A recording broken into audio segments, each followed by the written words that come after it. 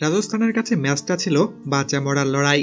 এই ম্যাচটাতে হারলেই এবারের আইপিএল থেকে ছিটকে যেত তারা।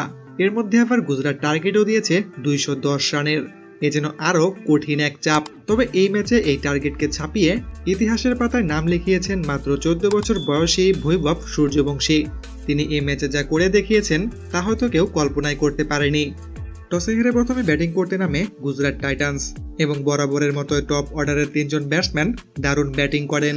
সাইশুত হোসেনের 29 রানের ইনিংস, ক্যাপ্টেন গিলের 50 বলে 84 রানের ইনিংস এবং এরপর জস বাটলারের অপরাজিত 26 বলে 50 রানের ইনিংসে 209 রানের মতো বড় স্কোর করে গুজরাট।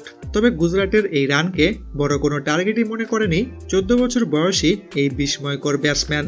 এমন পিটিয়েছে বোলারদের যেটা আপনি খেলা না দেখলে বোঝানো সম্ভব নয়। মাত্র 17 বলে তিনি তুলে নেন হাফ সেঞ্চুরি।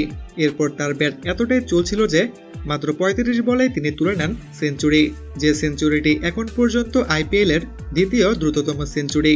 ক্রিস গেলের পরে নাম লিখিয়েছেন বৈভব সূর্যবংশী। তিনি শেষ পর্যন্ত 38 বলে 101 রান করেই আউট হয়েছেন। এরপর জয়সওয়ালের প্রশংসাও না করলেই নয়। 2 রানের সময় জস বাটলারের হাতে জীবন পেয়ে তিনি খেলেন শেষ পর্যন্ত 40 বলে 70 রানের ইনিংস। এরপর আবার রিয়ান পারাগের ঝড়ে মাত্র 15 ওভার 5 বলে ম্যাচটি জিতে যায় রাজস্থান রয়্যালস।